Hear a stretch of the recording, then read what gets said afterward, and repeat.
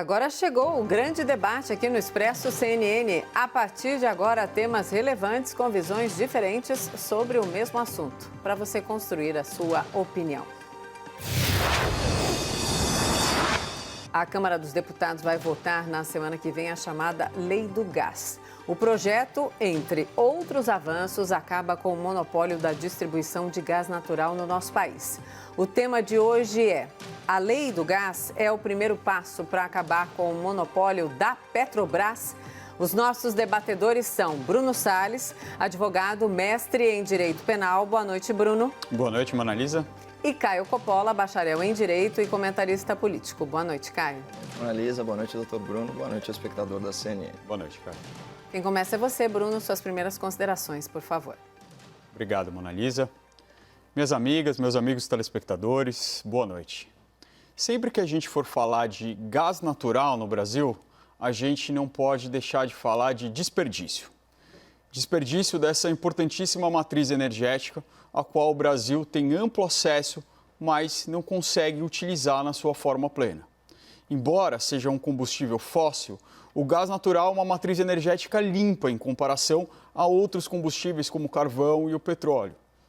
Por isso, ela é uma excelente alternativa energética, mas hoje no Brasil apenas 12,2% de nossas fontes de energia provém da utilização do gás natural, contra uma média mundial, por exemplo, próxima a 22%. Mas o pior não é isso.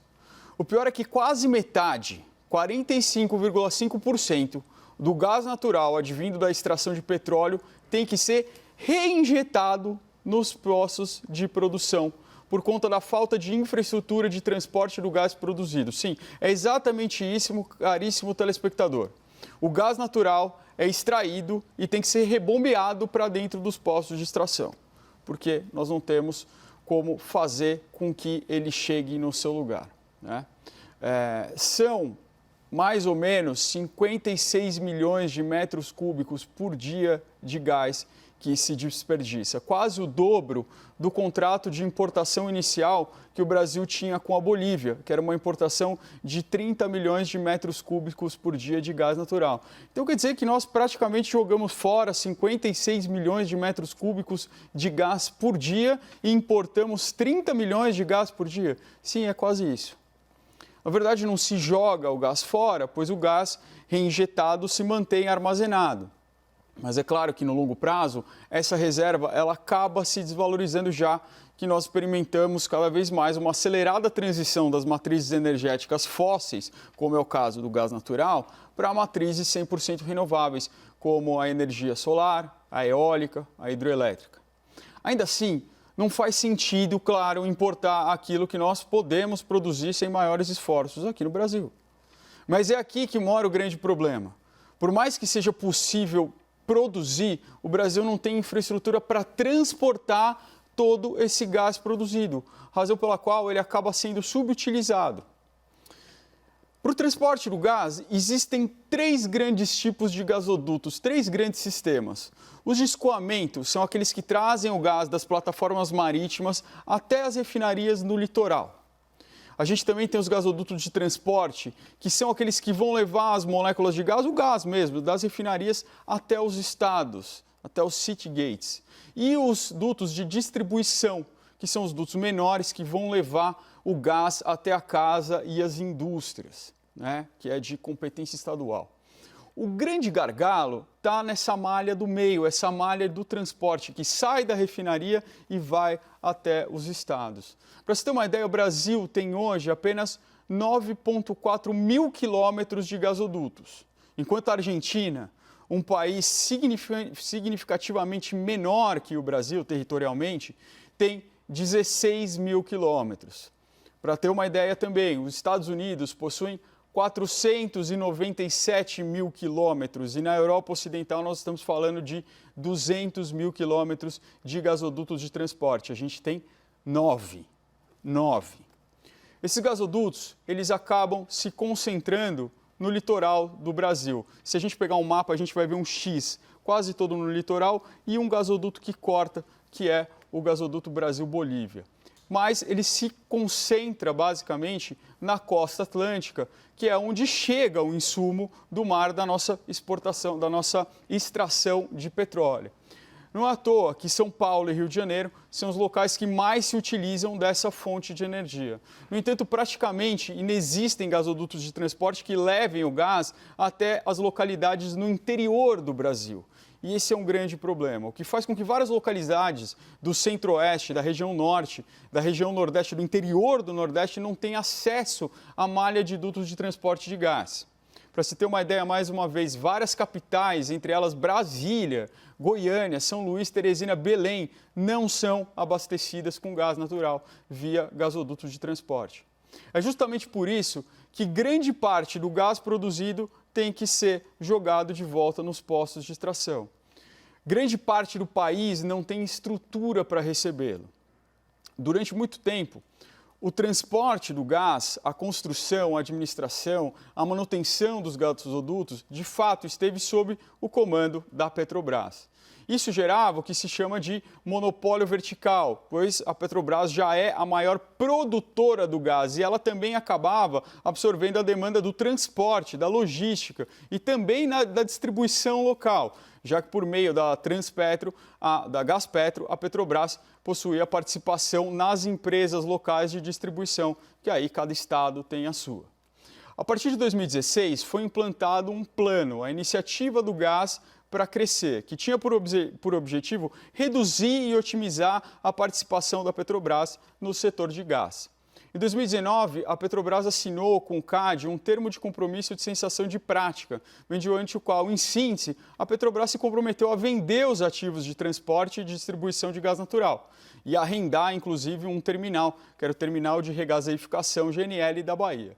Nós podemos dizer que aqui, na verdade, foi aqui que se encerrou esse monopólio vertical da Petrobras. Ela não vai mais atuar no setor de transporte e distribuição de gás. Mas e agora? Esse é o grande problema.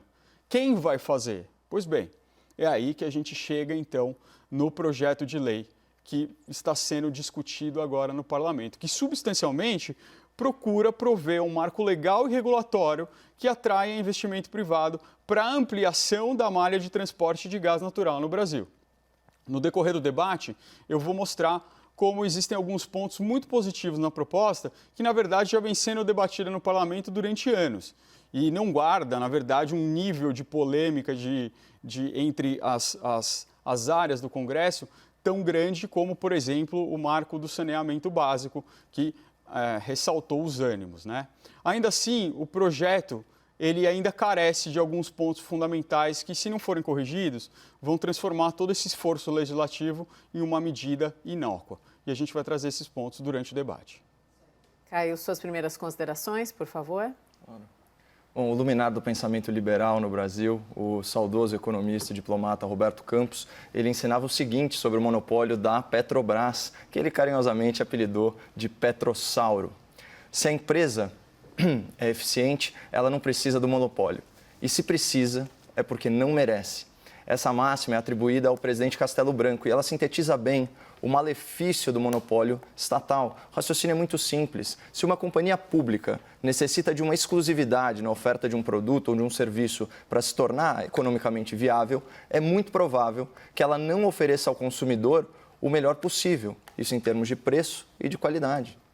E o monopólio do Estado, de natureza coercitiva, é infinitamente pior que os monopólios que surgem organicamente nos mercados. Porque no modelo teórico de uma economia livre, ou seja, sem interferência governamental, o monopólio ele sofre controle por meio de outras forças. Por exemplo, a concorrência potencial. A empresa pode não ter outros competidores naquele momento, mas nada garante a permanência dessa situação privilegiada. Se houver liberdade para a entrada de novos concorrentes, o monopolista ele vai atuar sob constante pressão.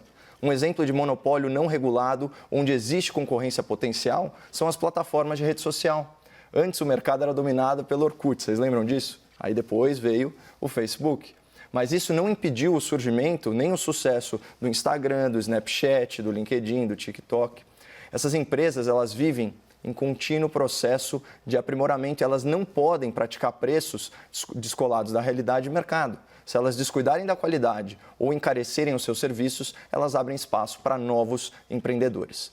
Bom, além da concorrência potencial, tem outro tipo de controle concorrencial sobre o monopólio no livre mercado, que é a concorrência de substitutos. Muitas necessidades, muitos desejos, do consumidor, eles podem ser igualmente satisfeitos por diferentes produtos. Isso vale para alimentação, vale para vestuário, vale para turismo, Isso para ficar nos exemplos mais óbvios, Se o preço de uma fruta aumenta, você vai lá e compra outra. Se uma grife está cara, você vai em outra loja. E se viajar para tal lugar fica inviável, você troca o destino das suas férias. Todas essas opções à disposição do consumidor também pressionam o empresário monopolista para reduzir preços. Finalmente, tem o controle de monopólio pela elasticidade da demanda. Quanto mais supérfluo é um produto, mais sensível ele se torna aí ao aumento de preço. Então, um picolé muito caro, vocês lembram dos paleteiros, ele vai vender menos. Mas se você aumentar o preço do arroz, o impacto nas vendas será bem menor. Assim, um monopolista que oferece um bem ou um serviço não essencial, ele ainda é refém do bolso do consumidor. Mas por que eu dei toda essa volta aí de teoria econômica sobre monopólios? Porque para que haja um debate intelectualmente honesto, um grande debate, é preciso compreender e separar os conceitos. Numa economia realmente livre, a existência de um monopólio não significa a existência de preços monopolísticos, ou seja, de preços abusivos. Porque, como eu demonstrei, há muitas forças de mercado que atuam contra a tirania do monopolista. Em outras palavras, num contexto de liberdade econômica, é possível sim haver monopólios que não prejudicam o consumidor. O monopólio não é por si só o vilão da história. O real problema é o grau de interferência do Estado brasileiro na economia. Seja por excesso de regulamentação e tributação, seja pela criação de barreiras legais e burocráticas a novos competidores, seja pela imposição de monopólios estatais, ou seja pela cultura política do favorecimento, da propina, que se espraia pelo setor privado, culminando no capitalismo de compadrio. Então, vamos analisar o caso da Petrobras à luz da teoria econômica do monopólio. Em qualquer monopólio estatal, não tem concorrência potencial, porque a exclusividade na exploração daquele mercado é assegurada por lei, ou seja, existe a certeza de que não haverá outros competidores, é um oceano azul.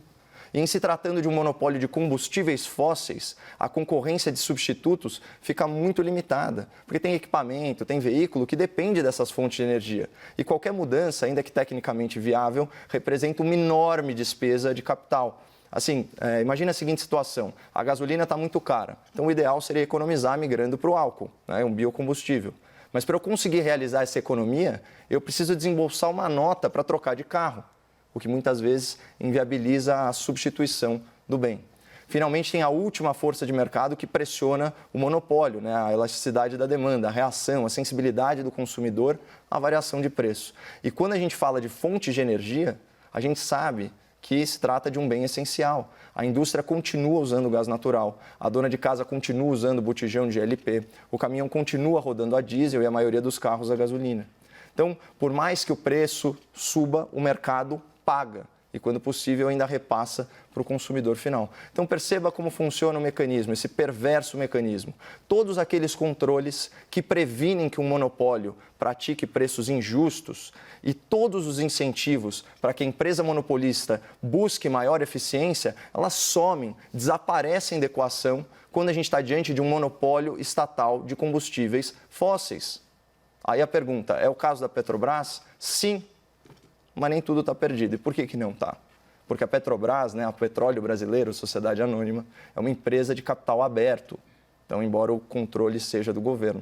Dessa forma, ela já incorporou parte da lógica do setor privado à sua governança e à sua gestão. E a gente sabe que, para o bem ou para o mal, os acionistas são muito mais exigentes do que os eleitores. O ponto é que existe uma enorme gradação entre o monopólio estatal puro, que representa a intervenção máxima do Estado na economia, e um ambiente de liberdade econômica. E ao longo da história, a gente verificou que o livre mercado oferta produtos e serviços melhores e mais acessíveis ao consumidor, aumenta a arrecadação tributária e traz prosperidade material e intelectual para as sociedades que o abraçam. Então, respondendo à pergunta do debate, sim, a quebra de monopólios estatais é boa para o Brasil e o novo marco regulatório do gás caminha aí nesse sentido. Vamos então ao debate. Bruno e Caio, por favor. Obrigado, Mona Lisa. Caio, eu não era nem nascido na época aí do Orkut, ICQ, eu não peguei tudo isso, então não vou conseguir debater isso. Verdade, doutor, a gente podia falar das mensagerias, né? Porque um exemplo é assim, porque era o ICQ, aí depois veio o quê? O Messenger. IRC antes. Mirk. Nossa, aí já me pegou. E aí que veio o WhatsApp, né?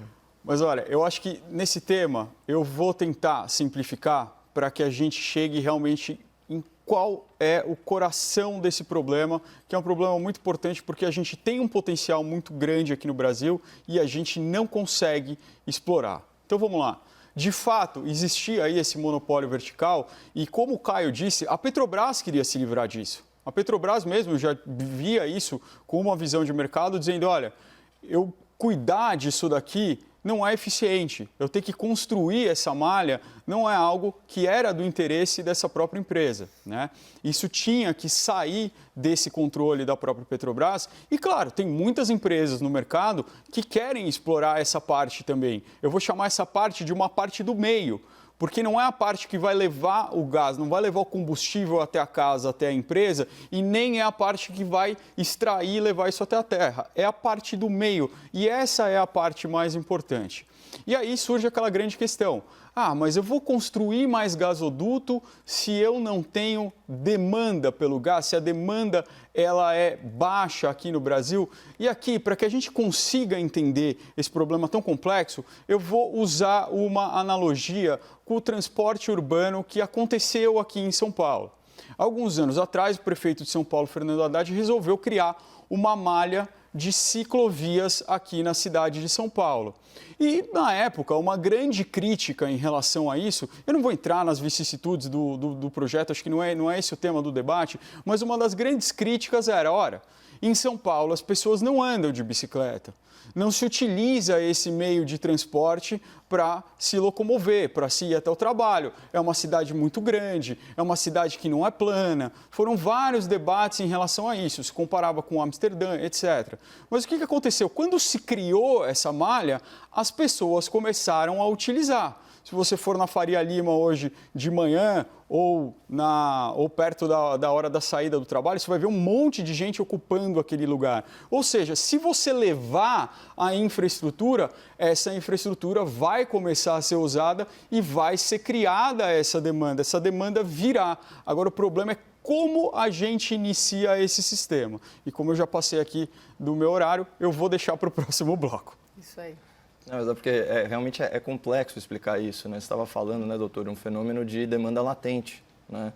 Funciona aqui para o modal não poluente das bicicletas, não é uma pena, né? O prefeito, inclusive, foi réu em ação de improbidade administrativa, a própria prefeitura reconheceu o sobrepreço superior a 30 milhões de reais, mas o fato é que a iniciativa é muito boa, né? Um meio de locomoção limpo, que, enfim, faz a população se exercitar, mas o ponto é o seguinte, tem uma outra questão que também aí está no cerne desse problema, que dialoga um pouco com aquele meu argumento da gradação. Então, entre o monopólio estatal puro, né, você tem uma série de estágios até você chegar numa economia livre, inclusive o monopólio por concessão, e isso está no âmago da grande discussão, tanto que, assim, isso foi trending topic, o PL do gás, né, que o pessoal estava falando, mas principalmente a hashtag PL do gás original. E por que isso?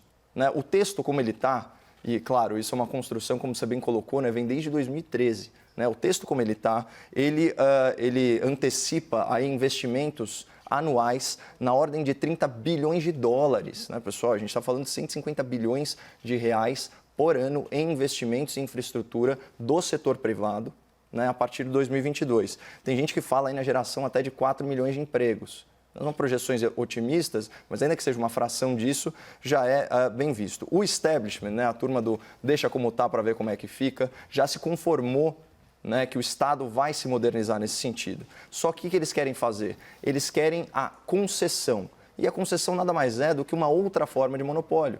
O governo ele detém um monopólio atualmente e ele concede esse monopólio por uma terceira parte. Né? Qual que é o problema disso? Além da continuação do monopólio, que não tem os controles concorrenciais, né, existe uma possibilidade de reembolso dos investimentos.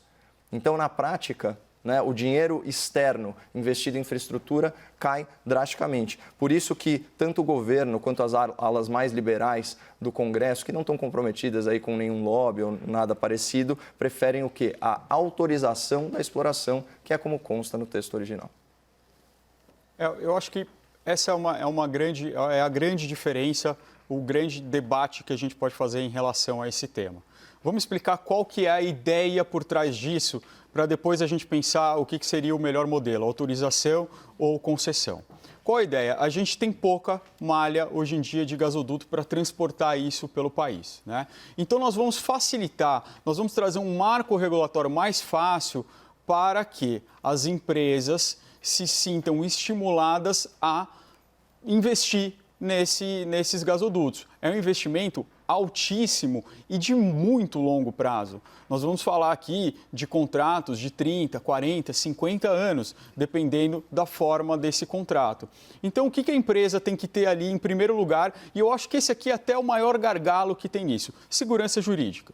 Segurança de que esses contratos não vão ser contestados, segurança de que esses contratos não vão ser lá na frente extintos, que não vá causar prejuízo. E em contratos de infraestrutura aqui no Brasil, infelizmente, aqui a gente sempre fala desse famigerado, desse fasmigerado, para falar de Guimarães novamente, Caio, desse custo Brasil, que é essa insegurança jurídica nesses contratos muito importantes. Mas a ideia é trazer um sistema, criar um sistema geral em que todos esses gasodutos, quem quiser construir gasoduto, ele só pede a autorização, ele constrói, eles sejam integrados e para você cobrar isso, quem coloca gás lá dentro, todo esse gás vai ser da mesma qualidade, ele cobra um valor, quem vende ganha um valor, num sistema integrado. Mas para fazer isso de uma maneira de autorização, quem quiser constrói como quer, de qualquer forma, acaba saindo do controle do poder público. E a concessão não é que ela cria um monopólio, ela cria um controle. Inclusive, ela cria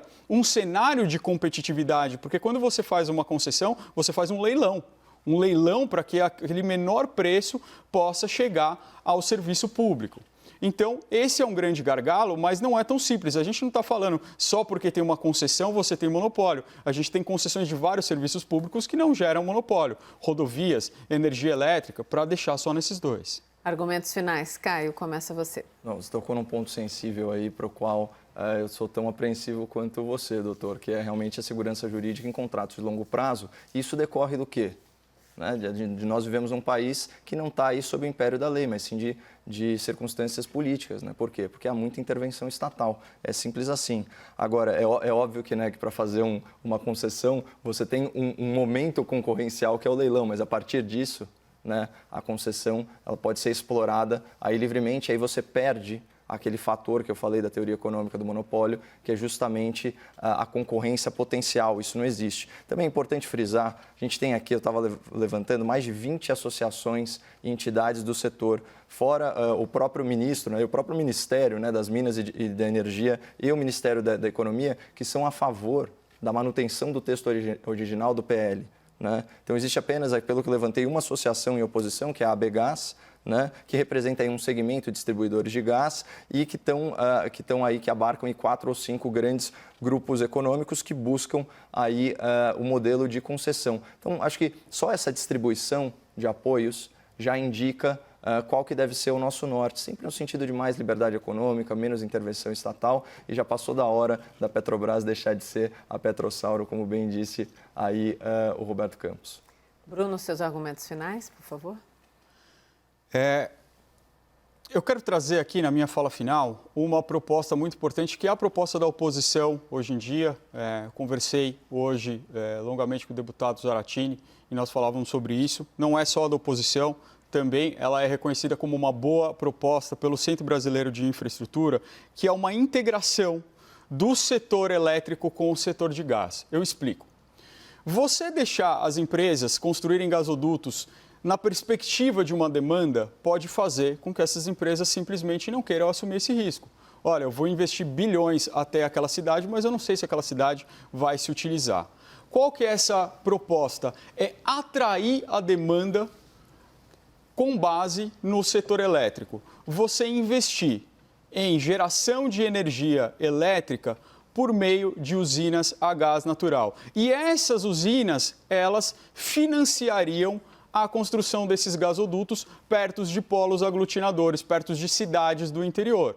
Assim, você não tem uma despesa, você não gera essa despesa para o poder público, você já pode se utilizar, inclusive o diretor da ANEEL, Efraim Cruz, ele disse isso, você pode se utilizar da infraestrutura de passagem da energia, porque ali já foi feita a desapropriação, porque ali você já teve o licenciamento ambiental para fazer isso, e levar esses gasodutos para, inclusive, estabilizar o sistema elétrico, porque como nós somos muito dependentes de fontes de energia intermitentes, como sol, vento, água, esse sistema com base no gás natural poderia ser o que ele chamou, inclusive, dessa bateria do sistema. Ele estabiliza essa produção e não deixa subir e descer o preço conforme a demanda. Então, essa é uma ideia muito interessante e isso talvez seja o que mais falta nesse projeto. Como a gente garantir a demanda para que o empresário tenha realmente interesse de construir essa malha de gasodutos. Obrigada, debatedores. Boa noite. Até amanhã, Bruno. Boa noite. Até amanhã, Caio. Obrigado, Mona Lisa.